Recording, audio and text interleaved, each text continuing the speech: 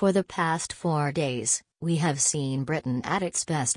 Seldom have our armed forces looked more impressive and our nation more at ease with. Above all, the Queen is still with us, happy and glorious, a supremely reassuring presence in good times and bad. The entire world has watched the spectacle of her Platinum Jubilee with admiration and not a little envy. But there is one group of malcontents for whom the festivities have merely been an opportunity. These are the so-called Tory rebels who are scheming to trigger a confidence vote, maybe even as soon. How eagerly they and their supporters in the media seized on the crowds outside St. Paul's Cathedral, a noisy handful of whom jeered Boris Johnson and his wife as they arrived for the service of Thanksgiving on Friday, as if a few boos should decide the fate of a prime minister. To inflict a Tory leadership contest on the country now would be nothing less than insane. The truth is that these rebels don't even know what they are supposed to be rebelling against. They are a random collection of nobodies and narcissists,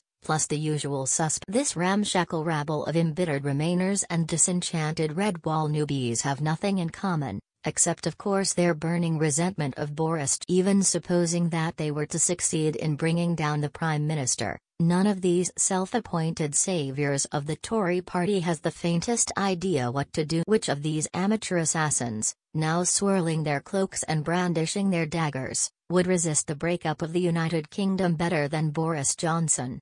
Would any of them stand firmer than this PM against the rising tide of woke culture, which indoctrinates civil servants with nonsense about the biology of the sexes and poisons children with a hatred of our history?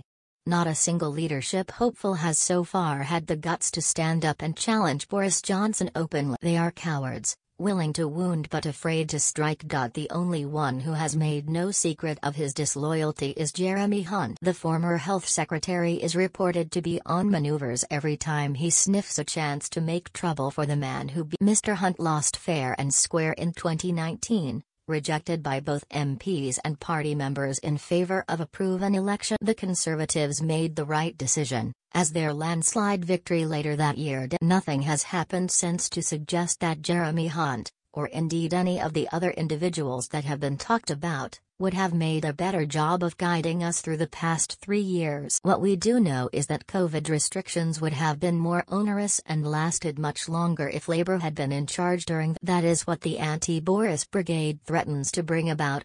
There is no point in denying that Boris Johnson has made mistakes, nor that Britain now faces serious challenges. The cost of living crisis, for example, is happening partly because the Bank of England, at the Treasury's bidding, loosened the purse strings for too long and let inflation get out. Why, though, would the solution be to replace Boris with his next-door neighbour in Downing Street?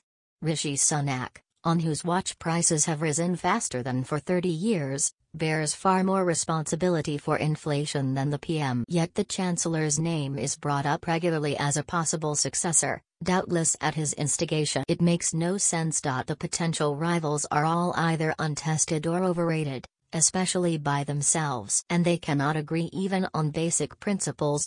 Take, for example, 2 MPs who are seldom shy about criticizing the PM and promoting themselves at their party's expense, Tobias Ellwood and Tom Tugendhat. Both are passionate Remainers, but whereas Mr. Ellwood wants the UK to rejoin the EU, Mr. Tugendhat dismisses that notion as absurd. The squabbling of Tobias and Tom brings the Lewis Carroll characters Tweedledee and Tweedledum to. The tragedy of the Tory predicament is that both these MPs are former soldiers, who strongly approve of Boris Johnson's handling of the great foreign policy challenge of the day, the war in. Thanks to the PM, Brexit is done and dusted. Except in the minds of a few Remainers, it is no longer a press. But Putin's threat to Ukraine and to Europe is. In the face of this grave and deepening crisis, Conservative MPs ought to be rallying round the PM to back his bold strategy of solidarity with Ukraine. That strategy is helping to defeat and ultimately expel the invaders.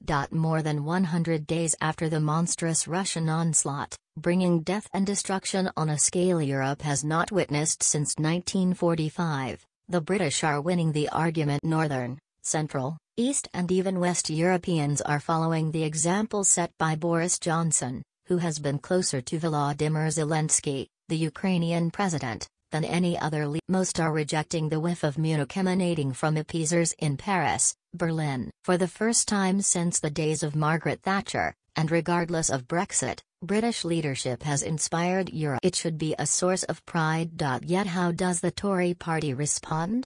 It turns in upon itself, risking a lasting civil war between pro- and anti-Boris factions that would make the strife of the post-Thatcher era look like the Queen's Tea Party with Paddington. Such a toxic split could allow Sir Keir Starmer and Sir Ed Davey to seize control of Downing Street, at the head of a Lib-Lab coalition with Scottish separatists and Green fundamental. For the hard left, the long march through the institutions would then be over. By introducing an EU-style electoral system, this nightmarish knightly duo could ensure they never let themselves be dislodged. Few of the achievements of the past 70 years would survive their occupation. The Greeks had a saying, all too familiar to a classical scholar such as Boris Johnson, whom the gods would destroy. They first made Tory MPs now contemplating a coup against the Prime Minister should think carefully about what they are doing, before plunging their party into catastrophe and the country into a dismal future.